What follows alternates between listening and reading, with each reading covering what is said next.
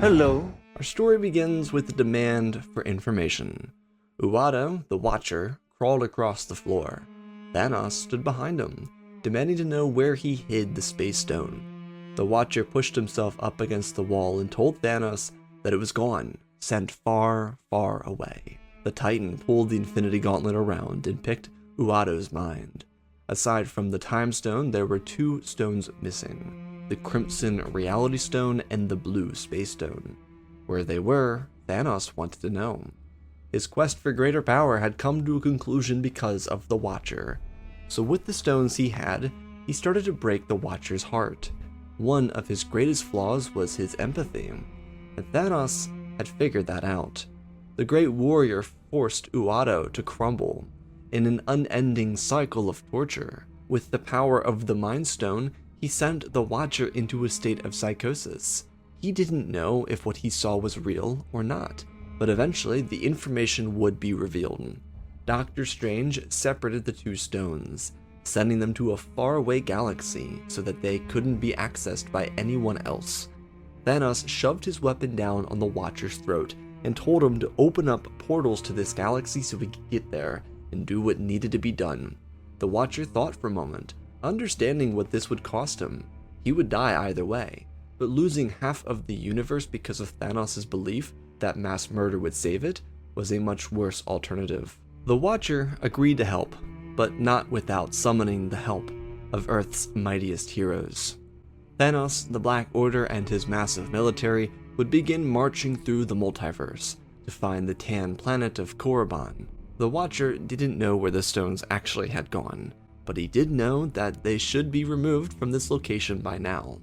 With the armies of Thanos beginning their invasion of the Star Wars galaxy, another entity would seize advantage of this great use of power. It wasn't intentional, but because the Watcher was using so much energy, he opened up a portal into another multiverse. On one of the major Separatist Foundry worlds, Ultron entered. He didn't know where the portal came from, but from his side, he was able to see the droid production facility. Without thinking much about it, Ultron crossed over and looked around himself with pure satisfaction and joy. The droid armies of the Confederacy were larger than anything he'd ever seen on Earth. This was his chance to change the fate of a galaxy, rather than a simple planet. But that also came with a question. Where did Ultron fit in this new universe? Was there something that spoke to him personally? Alternatively, the Watcher only expanded his powers so much because he needed the Avengers. They had stopped Thanos in various universes before. They could do it again here, hopefully. On Coruscant, the location the Watcher hoped Thanos wouldn't end up at, an arrangement of heroes exited a portal. They were enjoying a dinner party together at the Avengers complex. Tony and Bruce looked to one another, the two smartest people in the room, obviously, and started to logistically question this. Doctor Strange threw himself into the conversation because he had been the most against interdimensional travel, but the scientists, meshed with a dare from Thor, decided to go into it. They were now on what they all believed to be Manhattan, just thousands of years in the future. Before they could turn back to return to their own universe, the Watcher was killed, and Thanos sealed himself, the Avengers, and Ultron inside a completely different location. One that would change everything they thought they knew about their own world. Inside the Jedi Temple across the city, Anakin ignited his lightsaber. A flash of blue light covered his face. Across from him, Ahsoka's emerald sabers shot to life. The Clone Wars were already a year and a half into action. These two Jedi were experienced warriors, individuals that knew what the cost of war was. Their lightsabers connected, a spar. Anakin and Ahsoka slapped their sabers together before Anakin powered her backwards and taunted her. He explained that General Grievous wouldn't be as forgiving. She snapped back, at least she faced him before. He stopped pacing. Well, a Dooku wouldn't be forgiving either. She blocked the strikes, using her shodo at the last moment to deflect a whack at her thigh. Since they were working with the training setting on their lightsabers, these wouldn't be damaging blows to either of them. But it was still an intense fight between master and apprentice. As they were fighting, Anakin's saber flipped out of his hand. It buzzed with shock and he pulled his hand back in surprise. Ahsoka looked down and asked if he was finally admitting that he'd been beaten. He shot her a disapproving look but laughed it off as he stepped over to the saber in confusion. He explained the sensation as he knelt down to examine it.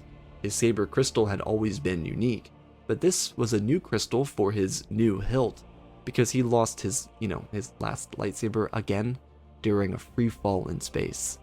The temple had an assortment of spare crystals for this type of circumstance. When he first felt the stone, he knew it was the right one for him. It was powerful, like he. It was in that first interaction that he felt the reverberation, but never since then. That was about a week ago. Anakin quickly deconstructed the hilt and examined the crystal on the inside. It was beating like a heart and glowing unlike ever before. He twisted it in his hands and felt into it. Within moments, he was surrounded by the dying planet of Coruscant, sprinkles of dust surrounding him, fire in the skies, and the Jedi Temple on fire. Behind him, a hulking purple man said something briefly about a small price to pay for salvation before disappearing. The massive battleships above pulled out of the atmosphere and left the planet in darkness. Just as Anakin exited the vision, Obi-Wan ran into the training room, requesting for the two Jedi to join him. They had a problem at Umaid Plaza. At the same time, inside of a separatist foundry, the newest of its kind, near the construction site of the Malevolence, Dooku arrived. The entire separatist council walked beside the elder Countess Sereno.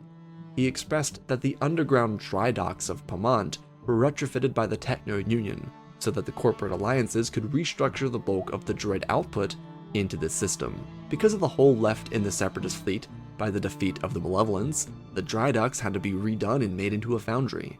Now it was the best factory inside the entire Confederacy. An output of nearly 1 million battle droids per week at max capacity. Not just B1s, but B2s, commandos, and even droidekas. There were sections of the foundry designed by the Confederacy to assist with the creation of vulture droids and tri-fighters, even some buzz droids too. These were all designed to be created here at Bamont and then established around the entire system to protect it from Republic attacks. While the fleet over the system was solid, the fighter defense force around the planet would be nearly impenetrable. As the group continued walking around the facility, they eventually entered the main control room, to mass confusion. A tall metallic man stood hovering over a tactical droid.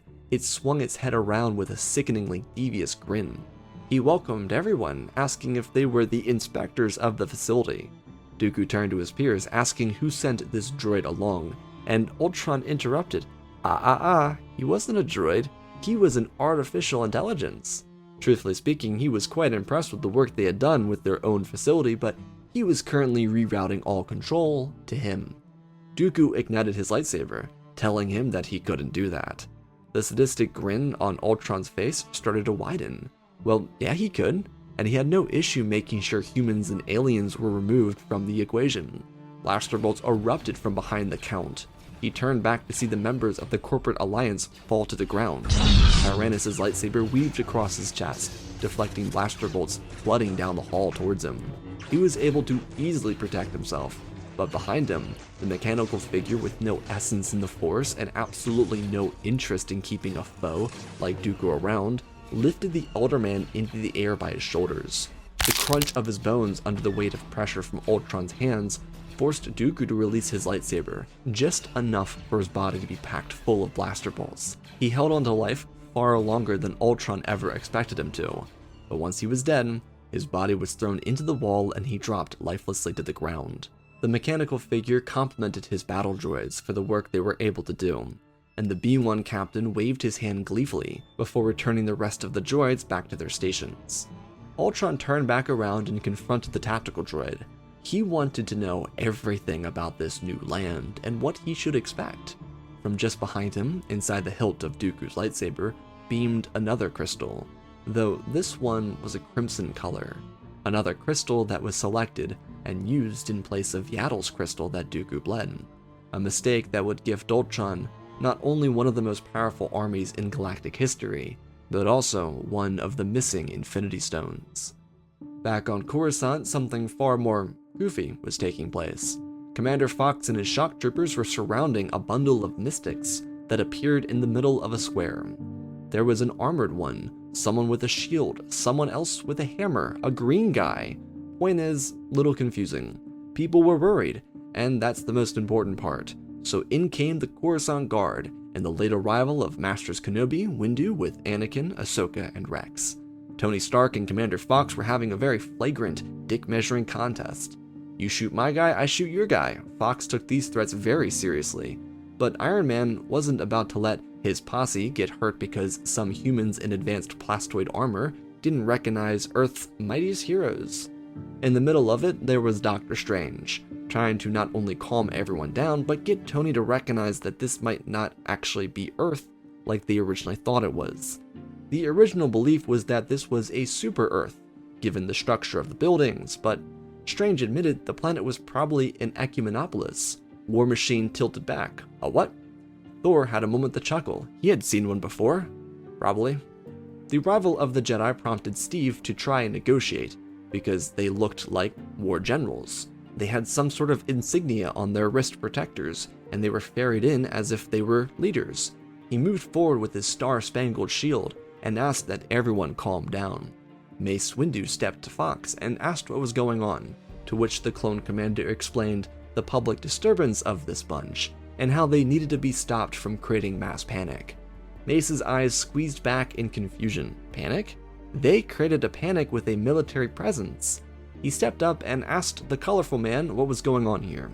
Rogers explained what little he knew, with Tony adding in some hostile remarks and Strange adding his own calmer approach. It was both easy and difficult to explain. Like, a portal opened, they walked through it, and now they were here. Which, yes, from Marvel, that's pretty straightforward. In Star Wars, no, because Ahsoka didn't die yet. Fortunately, calmer heads prevailed. Mace and Obi-Wan were able to negotiate with not just Steve and Strange, but King T'Challa too. Basically, the deal was, whatever sent them here was an accident, and they had to get home. But there was something else. Tony couldn't help himself, but, you know, maybe scratch one back, scratch another, that kind of thing. What he's trying to say, once Banner became Banner again, thanks to Natasha, was that Tony figured he could help the wizards with glow sticks, with whatever problem they had, and they could help them with technology growth? I mean, in all fairness, despite how advanced things were on their own world, it wasn't this advanced. It was a fair exchange, you know, technology for help, but being that their own homeworld didn't have quite the— wait, does Mace Windu look like Nick Fury a little? Tony covered his eye, then uncovered it, in the process receiving a slap on the wrist from Natasha. But on a more serious note, what would people who never discovered hyperspace be able to do in a war with, you know, people who did discover hyperspace? What would the Avengers actually do to help them? Defending Earth was one thing. Their enemies came trickling through a singular portal. Here in Star Wars, these were fleets across the galaxy, battlefronts spanning entire star systems. It wouldn't be just as simple as just helping. Steve, Mr. Happy-Go-Lucky himself, suggested, what about strategy? Rhodey pointed to the captain with a nod. Obi-Wan rubbed his beard and looked over to Anakin and Ahsoka. I mean, they could do that, I guess. Skywalker nudged his apprentice, telling her and Rex to get their guests situated inside of Admiral Yularen's flagship. Kenobi wasn't as sure about that, but King T'Challa patted the Jedi Master on the back, reassuring him that everything would be fine. While the heroes were getting a special meet and greet inside the capital, genocide was transpiring in the Outer Rim. Thanos was looking for the final 2 Infinity Stones. Believing that he was still inside the same doomed galaxy, he brought war to one of the planets in the corporate sector. Because the Watcher didn't actually send them to Korriban, he sent them to the corporate sector. Didn't matter if clones or battle droids were stationed, Thanos would win anyways. His forces were dense enough to launch a full-scale invasion without competition. Of course, corporate sector planets weren't defended as strictly as Araxis or Coruscant, so it was kind of an easy, meaningless win. Something that would draw galactic headlines to an emerging Outer Rim power that threatened all life in the galaxy, but not something that challenged the status quo. The belief was the Hutts did it, because of the ship design, the barbaric strategies, but these were alien invaders, an outside force, ready to bring terror to the galaxy. Thanos knew the stones had to be near. He would not stop his quest until he was finished. At the same time, just south of him, one of those very stones twisted in Ultron's metallic hands. After reconfiguring his circuitry to tap into the mainframe of the console on Bamont, Ultron downloaded billions of terabytes worth of information. He, within minutes, sorted through 100 years of Republic history. He understood why the Separatists were created, He knew who the Jedi were and what the clone army was. Then beyond that he went, with days to spare and all the time in the galaxy. With General Grievous still under the belief that he controlled the CIS army, nothing for him or the war really changed immediately on the front lines. At the moment, the only notable change was on Bamont, but Ultron could change all of it with the flip of a switch when he decided. Instead of doing that immediately, he went deeper and further into the reaches of time. Every single historical document, videos created 1,000 years before the people of Earth could even load a blunderbuster. This was an advanced society, far larger than anything he'd ever experienced on Earth. It wasn't just a lot of remarkable information, but nearly overloaded Ultron's sensory. There was nearly too much to process, and he eventually disconnected himself, falling backwards against the floor and grabbing his head in what seemed to be some sort of cybernetic agony. He couldn't just come to terms with what he saw. It was horrible. An unending conquest for the galaxy? Ultron knew who the real enemy was. It was the Republic and the Jedi who served them. The common denominator throughout all of galactic history, whether it be the Sith, the Empires, the Nile, the Hutts, or the Confederacy, it was always a quest to stop the spread of the Republic and the influence of the Jedi Order. While holding the red crystal that seemed to emanate from the Count's laser sword, Ultron was presented with a galaxy without the Jedi, or the Republic. It was beautiful. It was like his own vision for Earth, one without its people. If he was going to bring peace to Earth, then he needed to extinguish its sentient population. This was simply no different. It just now included the mass murder of a religious group and the destabilization of the Republic. But one thing came first. There could also be no place in this galaxy for the Confederacy government. All of those representatives, from his understanding, came from the Republic Senate. They were not to be trusted. Quickly, the defense fleet over Raxus deployed commando squads. Within the next 32 hours, every single Separatist representative would be dead, including those who served the War Council, which included individuals like Wat Tambor and Newt Gunray. Inside the Venator's training center, Peter Parker and Ahsoka were getting along just fine. They were the youngest of the group, so why wouldn't they? Steve let the kid from Queens borrow his shield while the adults were busy debriefing. Tony didn't encourage it, but Ahsoka technically outranked him. Unfortunately for Tony, he didn't have any snide remarks about experience outranking everything, especially since Cap was like 250 years old and Thor was a god. Not really worth it. He just scowled at Peter before Don Cheadle snapped him out of it. Yes, I know his name is Rodney.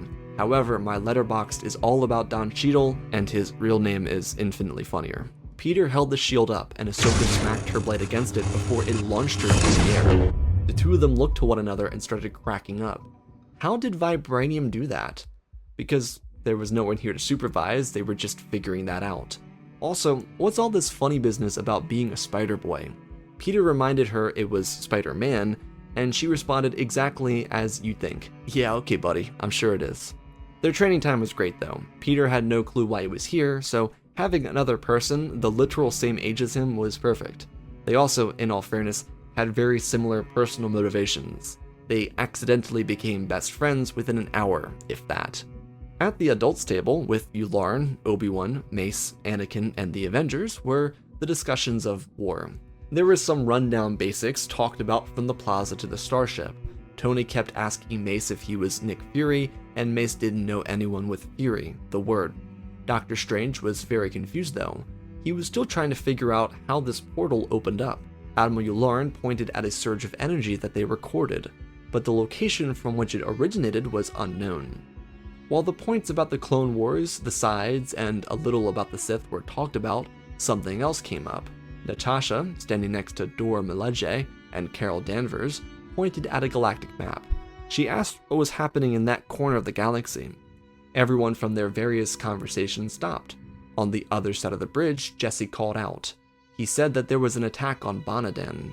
It didn't come from the Separatists though. The holotable sprung to life with recordings of the attack fleet. Anakin told R2 to plug into the console and get a read on those vessels. Banner started circling around the room trying to diagnose the threat. Thor's brows firmed. Something was familiar about this threat, but he wasn't sure why. Tony didn't want to say it, so he bit his lip hard. Don Cheadle noticed, but didn't say anything, as T'Challa asked if those ships looked familiar to any of the crew from New York. This looked like something that they might have fought in 2012, no? By the way, what year is it considered here in this universe? 20 BBY. That's the year. No one knows what BBY stands for because it hasn't happened yet, but we're gonna go with that. Tony blurted out the answer uncomfortably. He didn't want to admit it, but it looked like Loki's attack force. Thor shook his head. Loki didn't get those forces from Asgard. They came from somewhere else. Everyone knew who it was. Only Banner couldn't actually spit it out. It had to be Thanos. Obi-Wan asked, "What's a Thanos?" Which is a very valid question. Tony elaborated on what little he and the rest of the Avengers knew at the moment. Okay, just for a quick second, I'm sorry I gotta do this. I know you guys don't like the fourth wall breaks, but just to clarify for MCU fans, this is technically a what if in a what if. Basically, if the Sokovia Accords never happened, but this also isn't Earth 616. It's kind of just a combination of characters that I thought would work well. So just for a little clarification before I go any further, back to the story. While they had a vague idea of who Thanos was, they couldn't necessarily confirm if this was him or not. Steve stepped forward. If they wanted their promise that they would be willing to aid them, then this was their chance to do it. This was their enemy. They would rise to the challenge if they asked them to. Anakin looked to his master and shrugged his shoulders. It was hard. They technically needed to see if the Separatists made a move for the corporate sector first, because if the Separatists did, then that would determine their entire strategy with this group of Avengers. Instead, Obi-Wan suggested that everyone get some rest. They could accommodate them until a decision could be met. Truthfully, all the Avengers were really put off by this. They didn't like the idea of waiting on some other hostile force to act, but this was a war. Steve understood that best. He didn't like it, but he understood it. This was a far larger conflict than he had ever fought in, and he wasn't a naval officer. For the Jedi, they weren't just generals, even though that was in their names. They were also technically admirals. They had to operate both in space and on the ground. It'd be foolish of them to dive straight in with an attack force, because that could disrupt their strategies. Instead, Master Windu brought these details to Palpatine, and they dispatched a Republic system fleet to protect the hyperspace lane at their northernmost territory on that route to Bonadan. It wasn't the best thing ever, but it wasn't nothing. It stopped that enemy force from leaving Bonadan territory. And this was war after all. The next few days would be mostly silent, almost too silent. The Separatist war effort completely shifted, with its government shutting down both internally and externally. The Republic Senate even sent a message trying to see if something had happened. If the Confederacy shut down its government, then the war would be over. This was their chance to capitalize. Yet battles were still being waged, and even weirder, the Separatists managed to up their numbers. They had more droids and battleships on deployment than ever before. Something was off. Ultron activated the droid reserve military. The High Council dispatched a couple squads of commandos into Separatist territory to do some reconnaissance, and oddly enough, nothing new came back. The only notable difference was a silvery figure, but the clones just assumed it was another advanced tactical droid. Unfortunately, because the Avengers and Jedi inside Yularen's flagship weren't monitoring for new battle droid types, Ultron never caught their attention. They were, though, alerted to something else. Anakin's lightsaber housed a very important relic, the Space Stone. It was discovered by Doctor Strange, which really wasn't a surprise to anyone. He did, though, ask if he could borrow it. Anakin didn't mind, but he was confused by the Doctor's desires. See, Strange knew that they could sit here and discuss strategy all day, but until they knew who attacked Bonadan, they wouldn't have any directives. So by using the Space Stone and the Time Stone, he departed for the ashes of Bonadan, and twisted the time backwards just enough to see into the past. He could identify their threat, and it was Thanos. When he returned to the command ship over Coruscant, Strange was able to impart that information to his peers, and then he returned the stone back to Anakin. He did also suggest that Skywalker stop using the Time Stone as a lightsaber. They were highly sensitive stones. It was a miracle that Anakin hadn't sent himself to a different dimension yet by just colliding with another lightsaber. Anakin knew Jocasta Nu would be super annoyed if he went back for another kyber crystal, so he asked Strange what to do with it.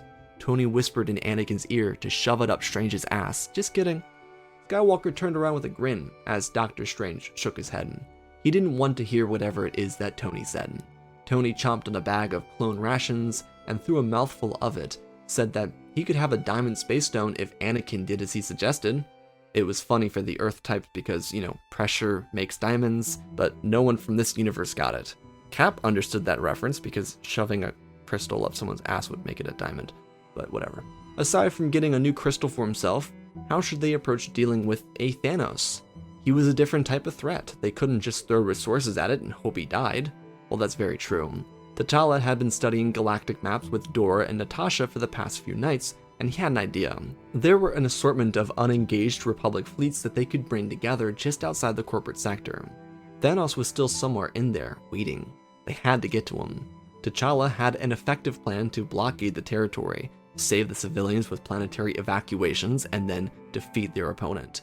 As he explained it all out, everyone gathered around and listened. It was brilliant, and realistically, should be more than enough to help them get the win over Thanos. So they prepared their forces for deployment. At the same time, General Grievous arrived inside the foundry at Bamont. Ultron was having the time of his life. He was helping construct a modified battle droid type. It combined aspects of the B-1, the B-2, the Commando, and even a little bit of the Droideka. These were demonic droids. It was a heavily modified, heavily armored, and shielded battle droid. He called it B-3 because it was simpler, but imagine this. The shell of a B-2 for tanking blaster shots. Also equipped with various heavy cannons and armed with rockets, a deployable shield, and it walked on spider legs with the agility of a commando droid. The spider legs were obviously the bottom of a droideka. It was a disgusting creation, one going immediately into mass production. Worst part is, it was all sustainable with the materials he had. It wasn't much shorter than the average B-1, but it was also designed to be the most accessible battle droid in the entire army. He had all the materials here on Bamont anyways, so why not just do that? He'd get to the fleet stuff later, but Grievous was pissed off. The cyborg walked in and demanded that Ultron surrender to him, and return control of the droid army to himself. Grievous obviously figured out that things weren't under his control anymore. The shiny metallic man twisted back around in glee. Another challenger? A quippy voice snapped at the droid general, who didn't appreciate it in the slightest. Grievous flung 4 lightsabers into action, and Ultron's eyes glimmered in excitement. He read all about these weapons. He wanted to touch it. Grievous snapped at him, cutting deeply into Ultron's hand. His armor dented and burned, and he watched the droid general process what he had done. It wasn't doing the damage he expected it to do. Another jab went straight into Ultron's abdomen, and he looked down at it. The saber pushed harder and harder, slowly burning the metal enough to break through it and create a deep indent. Then, something remarkable happened. Ultron, inside his own mind, wished for Grievous to fall apart. He was merely curious at what his body was made up of, and unfortunately for Grievous, the Reality Stone was inside of Ultron's other hand. It buzzed, vibrating up Ultron's arm, and just like that, Grievous fell into a science major's project. Oh, that's pretty cool. Instead of just letting that be the end of the fight, he looked at the Reality Stone again. Grievous was warped into paper, then into blocks of wood, and then Ultron was just playing Minecraft at this point. It was great. He could do whatever he wanted, before returning Grievous to his normal form and kicking the droid general in the face. Grievous fell backwards and landed across the ground. Ultron tossed the Reality Stone to the tactical droid, who dropped it, as the new droid leader bent over to grab one of Grievous's weapons. Just as the General Cybernetics knew every single lightsaber form, Ultron did too, except he could see far past what Dooku and Sidious programmed into Grievous. There were lightsaber methods used during the Old Republic, and also known about Grievous' weaknesses from security recordings within the Separatist databank. All of it played through the AI's head, as he and Grievous engaged each other in an epic lightsaber duel. Their weapons collided. Ultron was more of a fencer with his dueling habits. He held a hand behind his back and mocked Megamind, telling Grievous that it was time for some wishy-washy back-and-forth action. This made no sense to the droid general as he tried to break through Ultron's perfect form. It was unbelievable. Ultron's cut hand then transformed into a plasma blaster, and it fired straight into Grievous' face. He dropped to the ground, and Ultron ended his life with the swing of a lightsaber. Beautiful. It truly was. Ultron was looking at the lightsaber and the Reality Stone now in the same hand. He was obsessed. Some might even say in love. Not him. He hated that word. Despite laying waste to Bonadan, Thanos was made aware of the far larger galactic military near his location. While the fleet wasn't more powerful than his own, he was aware enough and smart enough to know better than to engage it. Ever since his attack on the corporate sector, he and the Black Order were doing their research. It was very important. He thought that the Watcher was BSing him. He was under the total belief that he was still in his own galaxy. He was probably one of the most capable threats in his own galaxy, but not so much anymore. With the full Infinity Gauntlet he would be, but until then, not really. However, there might be a chance for him to change his own future within this galaxy. There were energy searches all across the cosmos, and being that he was looking for the Infinity Stones, he knew what type of energy surge to look for. He picked up one on Bonadan, and then saw the magical man from his own time, which would be Doctor Strange. Strange returned to some place known as the Galactic Core. Being that Thanos had no clue that the galaxy was at war, he decided his best option was to chase the other surge of energy from an Infinity Stone, which came from Bamont. Unfortunately, because Thanos did not know the carefully and precisely crafted hyperspace lanes, his engineers had to spend copious amounts of hours transporting him across the galaxy. In the meantime, because Ultron had access to the HoloNet, his squads of B3s were being packaged up and deployed towards Bonadan. The CIS and Republic were converging for battle in the corporate sector, with the leaders of the villainous factions preparing for their own engagement outside the most important foundry world inside CIS territory. But Thanos and Ultron weren't the only villains heading towards Bamont. Darth Sidious, now well aware of the collapse of the CIS government and the deaths of the Separatist leaders, was now leaving Coruscant to stop whatever threat opposed him in the galaxy. A task force of the 501st, 212th, and Avengers departed out of hyperspace, just above Bonadan. The official planetary evacuation was given by Master Kenobi. As he and their forces made their push through the atmosphere, civilian transports broke past them and quickly departed into the outstretched arms of the protective Republic fleets waiting for them just beyond hyperspace. At the same time, at their arrival, a massive Separatist battle group arrived. With Skywalker, Ahsoka, the Avengers, and Rex on the ground, they readied themselves. Republic tanks took up defensive positions as the last routing civilians rushed past them. Ultron's B3 battle droids slammed themselves into the surface of the planet. The dropship doors opened and they rolled out. Behind them, Hellfire tanks, AATs, and spider droids deployed. Anakin's lightsaber ignited as he immediately called out orders to his troops. The Avengers themselves weren't shying away from battle, but this was Cap's element. To command, he went, giving every Avenger their directive. Iron Man and War Machine suited up. T'Challa, Natasha, and Dora would be with him in the middle of the flank. Spider-Man with Ahsoka, Captain Marvel and Doc Strange protecting the far edges of the flank, and Hulk, smash. Everyone quickly moved into position as the spidery creatures descended from the rams of the CIS troop transports. Rex called out to one of the Jedi, trying to figure out what kind of battle droids these were. Tony asked if they seriously didn't know what they were facing. This is their universe, shouldn't they know? Rex, inside of his helmet, shook his eyes in confusion, asking back, did Tony see those things on the battle reports? No, of course not. He was chomping down on Mantel mix. He didn't think they'd see special forces in battle. Tony and Don Cheadle shot off into the sky, diverting the attention of Hellfire missiles that were chasing them now. Black Panther and Widow, Malage and Cap got beside the three Jedi and readied for the charge. Well, Jedi typically didn't do big charges on defenses, but maybe it wouldn't be the worst idea. Perhaps actually, wait, also where's Thor at? A massive bolt of lightning cruised down from the sky, smashing into the ground, launching several Hellfire tanks into the air. Hulk then lunged forward. Rex turned to Anakin, shrugging his shoulders, and Skywalker repeated the motion. Charge? Cap patted him on the shoulder. They usually say, assemble. They rushed forward into the fray. Skywalker swinging his lightsaber forward. Thor, just ahead of them, batted his hammer into the ground, launching the B3s into the air. Rex, still on the flank, gave his men the go-ahead to push forward. No longer were they apparently in need of defense. The Super Trooper squad of 5 was right here. Spider-Man, using an LAAT that rushed forward, swung from his bottom, before detaching and flinging webs into rocket borders of the few B3s ready to fire, letting them detonate in place. Hulk landed by one of the Separatist troop carriers and started shredding the whole damn thing apart. Ultron's soulless droids were far less personable than the B1s were, so they didn't make any noise or react to being torn apart. Hulk smashed away as the main bulk of the Avengers and Jedi moved in. Ahsoka blocked a shot meant for Peter, then tossed him for showdown. His spidey sense should help him with deflecting blaster bolts, she said.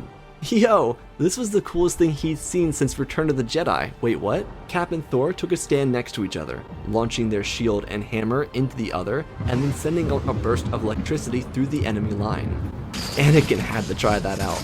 Thor shook his head with a whimsical smile. Only for those who were worthy. He couldn't hold the hammer. Skywalker didn't care for that, but T'Challa told him not to take it too seriously. Iron Man and War Machine flew behind enemy ranks once the deployment finished, and launched rockets into the backs of several Separatist tank types, sending explosions billowing into the skies. In the meantime, on the opposite ends of the flank, Captain Marvel and Doctor Strange were tearing through lines of battle droids that were also fighting.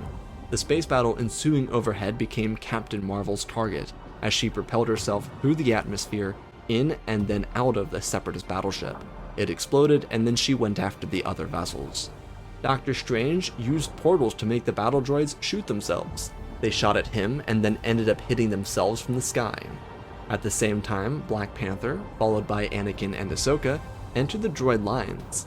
Using his vibranium claws, he broke through the battle droids, tearing their circuits apart and using others as shields. They might have had their own various forms of protection, but they were designed for blaster bolts.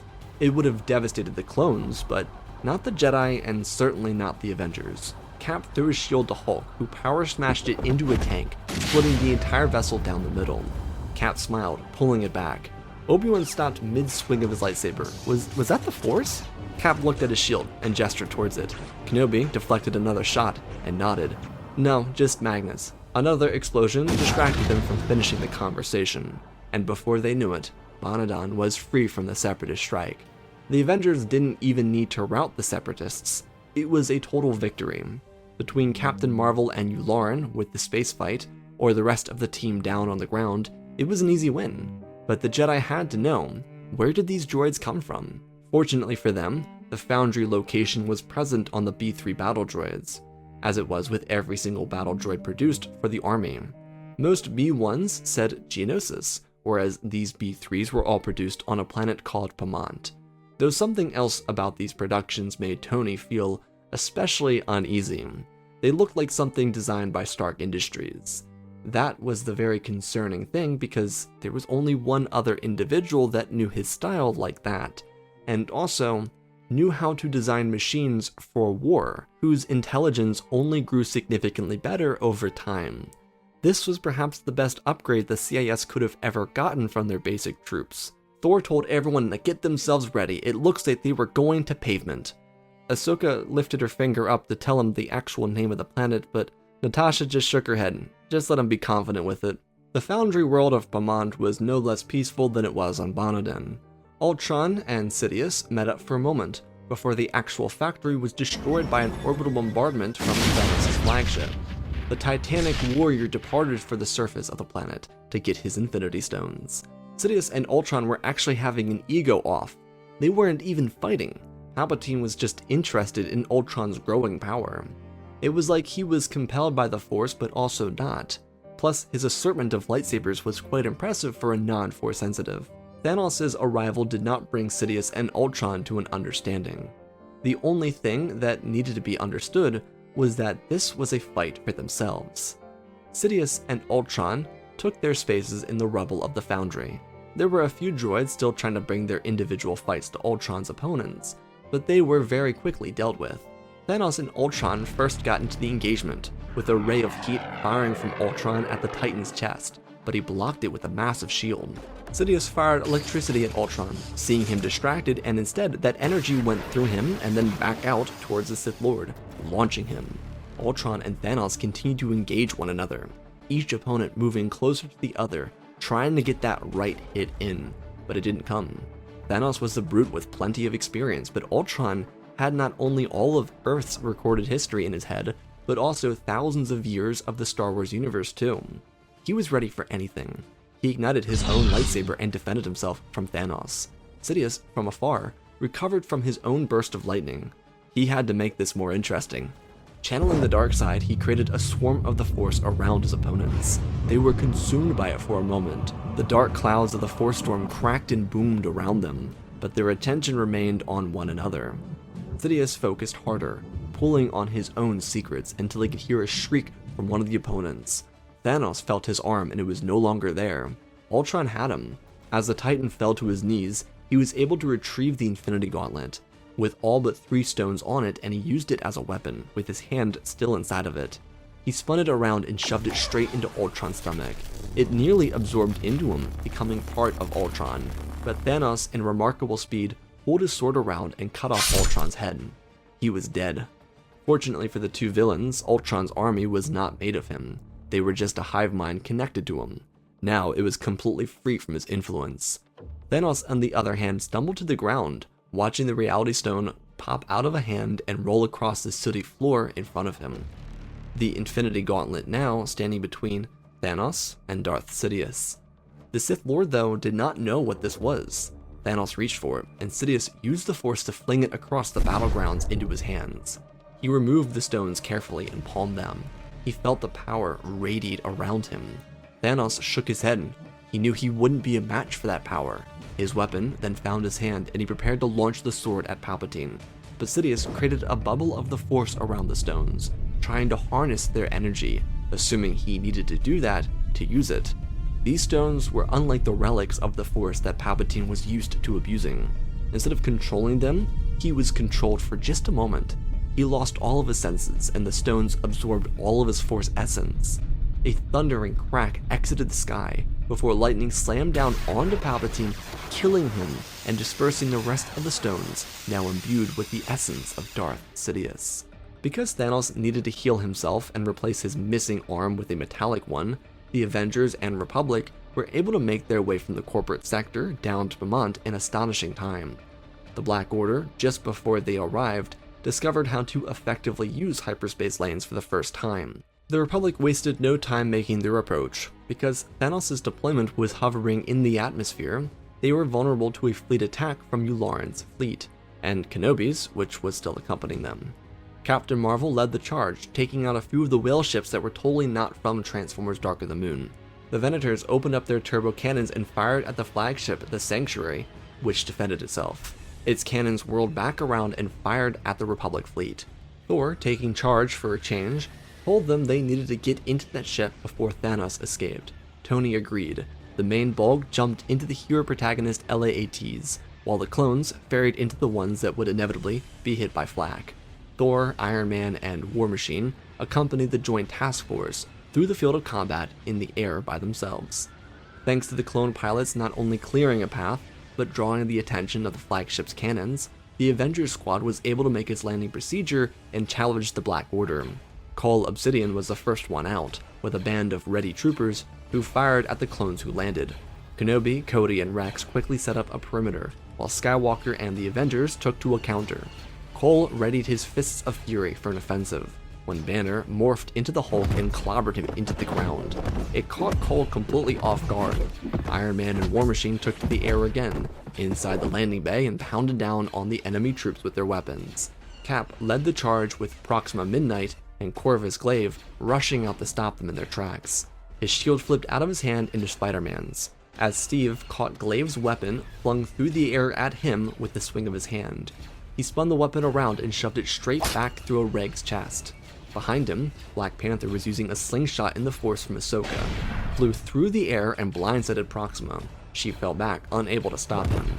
Hulk and Obsidian were duking it out, as Cole made his revenge tour apparent, but still not too great.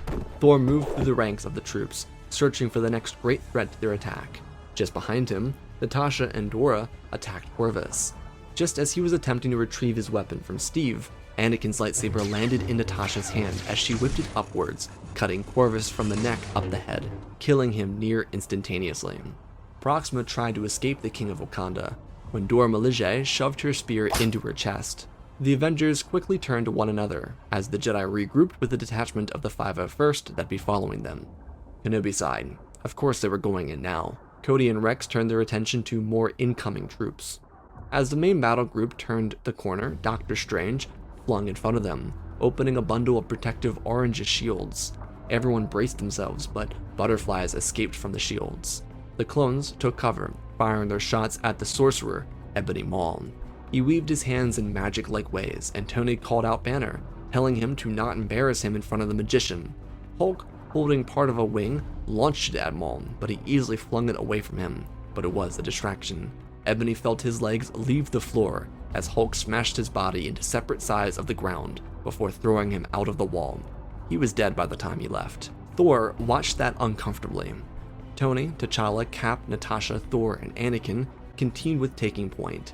Outside, they could hear more explosions. Captain Marvel was breaking through Thanos' invasion force with ease. Republic starfighters were splitting their vessels down the middle and moving to start damaging the flagship. As they arrived in Thanos' throne room, he told them that they couldn't live with their own failure, which brought them to him. Anakin snarkily snapped back. "I don't even know who you are."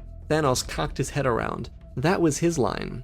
Everyone readied for their assault on Thanos. The clones took point around the room, before more of the Titans' grunts charged them, leading to hand-to-hand combat between the clones and the alien forces. Quickly, the Avengers charged in. Thanos, now hoisting a metallic infinity gauntlet, only looking for 2 more stones, did the same. He throttled the ground, displacing Ahsoka, Spider-Man, and Cap. They all fell across the water within the chamber. Iron Man and War Machine kept themselves in the air until Thanos shut down their thrusters. Thor landed heavily in front of Thanos and engaged him. The gauntlet, though, resisted Thor's attack. He couldn't break through before he was clobbered by the dormant fist of the Titan. Doc Strange committed to his magic and tried to break the will of Thanos. As Hulk rushed him from the other side, using the gauntlet, he was able to defend himself from Strange, before countering and fighting back against the Hulk. His counters were aggressive and strategically sound, unlike Banner's rapid, untrained strikes. It was an easy win for Thanos, but he still had more opponents chasing him. The clones weren't of concern because of his grunts, but these Jedi, they were. Anakin spun around forward, swinging up, before his saber was caught by the Infinity Gauntlet. Thanos broke the lightsaber hilt and found the Space Stone inside. He smiled with glee. He would have figured that the Doctor would have requested Anakin to make an alternate decision. He did. Anakin was just rebellious. Cap rushed in, pushing his hands up to block the gauntlet, which impressively he did. It lasted too, as Iron Man flung around the side and gripped Thanos' other hand, with Don Cheadle helping too. Thor jumped forward, but was subsequently headbutted by Thanos' fat purple head. He dropped back into the floor next to Skywalker. Black Panther and Dora gripped a hold of Thanos' leg, pulling it back, as Dora shoved her pike through it and into the ground below, which would only break off inside of his calf as he jolted it forward. Hulk tried to get up as Spider-Man used his webs to help T'Challa and Dora. Doctor Strange rushed up and focused on holding Thanos in place. Natasha, Ahsoka, and Cap, who was also at the gauntlet, tried to rip off his metallic hand. Ahsoka's lightsaber was on the ground as she pulled at the gauntlet. Thanos was resisting everything Doctor Strange threw at him. Without Mantis calming his mind, he was fully conscious, still in possession of all but now 1 Infinity Stone. He was beyond powerful. Everyone pulled at Thanos at the same time, trying to restrict him. Thor crawled up but fell over, trying to find his surroundings in confusion. Just behind him, Skywalker, no longer in possession of his lightsaber, looked around for a weapon. He found Thor's hammer. He then watched Thanos start to break free from the grips of Ahsoka, Natasha, and Cap. They were doing all they could, but it wasn't enough. Skywalker gripped the hammer and pulled, but it wouldn't pick up.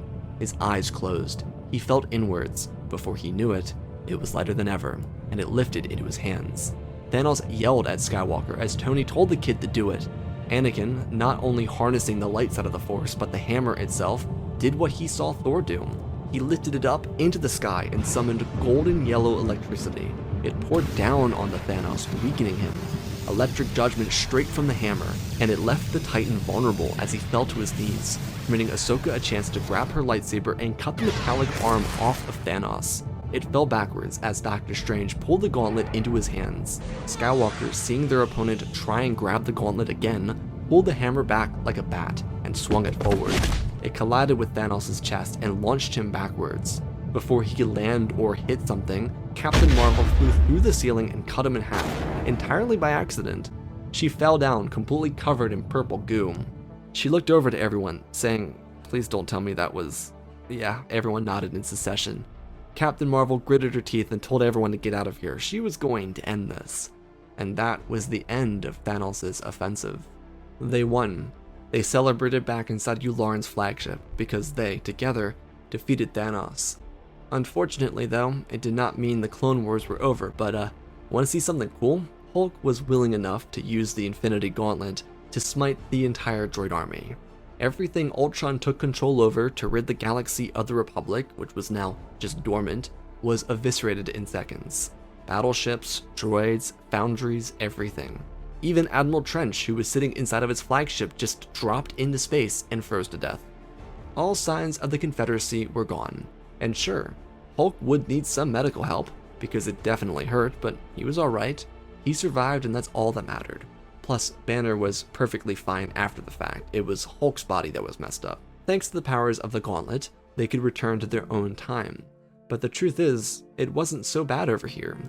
While the Jedi would take their sweet-ass time to discover the truth about the destruction of the Sith, the Avengers would receive their end of the deal. Information, technology, blueprints would all be downloaded into drives for them to use on Earth. But the issue was caution. They had to be very careful with it. They now had seen a far greater galaxy with far more capable armies. Though the Infinity Gauntlet was a good protective measure. Unfortunately, Doctor Strange had something to say about that. It wouldn't be worth their time if they just, took all the stones back to their own universe. So for the Jedi, they'd receive the Soul Stone. It was the most precious of the Infinity Stones, and it would be held within the Jedi Temple for safekeeping. While their celebrations would be long-lived, it would also eventually be time for the Avengers to return home. Peter had school on Monday, so kind of a big deal. Plus, and this was unfortunate, as much as Ahsoka would like to study abroad, Earth wasn't ready for that yet, but Parker promised to come back and visit his friend whenever he had a chance. For the Jedi, it was nice knowing that somewhere out there were others that also strove to do good in the galaxy. It's also good to know that the Avengers had their own Mace Windu. It was important, but also, for the Avengers, they themselves may have learned something about great power and great responsibility. Yoda spoke backwards, so it didn't make a lot of sense to anybody, but it got the point across. Everyone gave their hugs and said their goodbyes before Anakin gave Natasha his lightsaber. She could use it. He could always find another kyber crystal. Gave her something different to work with. Parker still thought it was the coolest thing since Return of the Jedi, but he still didn't understand why. Certainly couldn't be another fourth wall break, and just like that, Earth's mightiest heroes were gone. But then something confusing happened. Someone dressed in green started laughing. Anakin, Obi-Wan, Yoda, Mace, and Ahsoka all turned over. Who are you?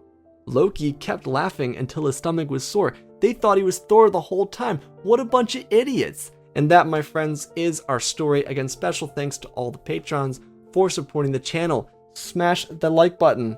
That was, I'm not gonna lie, I'm really proud of that ending right there. Just throw you for a little loop. Yeah, it's kind of fun. This was fun. Let's talk about it.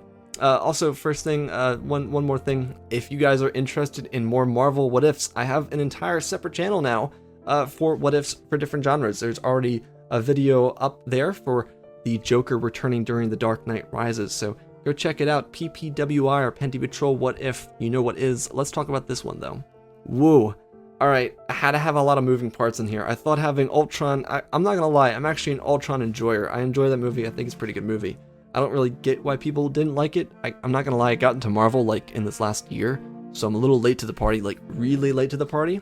But I like Age of Ultron. I think it's pretty cool, so I thought I'd throw him in here. But I like this concept of having these multiple villains because it allows for so much versatility in the story. Like having Ultron make not only the B3s but take control of the droid army, super fun.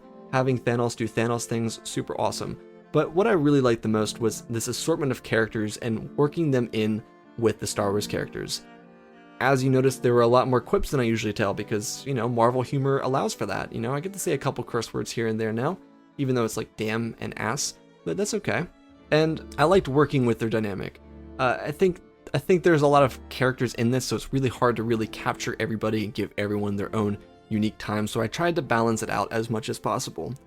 I'm not gonna lie though, I kind of, when I was recording this story, I kind of got like really hyped. Like I wrote the whole, we don't say that, we say assemble. Like, that whole part was kind of hype and aura moment. I didn't realize it when I wrote it, but when I got back to it, I was like, oh, you know, this actually cooks.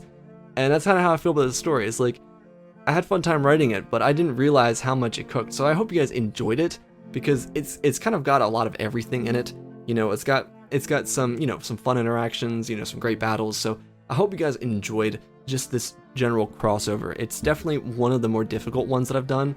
It's up there with Transformers, but I was much more familiar with the Transformers media when I wrote it, as compared to this one, that I had to kind of keep coming back and doubling back. And it's kind of the same thing I've done with the story that's going out the same day as this, which is the, you know, what if the Avengers stopped Thanos? So anyways, I hope you guys enjoyed this story. I hope you guys enjoy the next story if you go and check out the Avengers one on ppwi. But otherwise, I love you all, spread the love, and always mind my friends. May the Force be with you.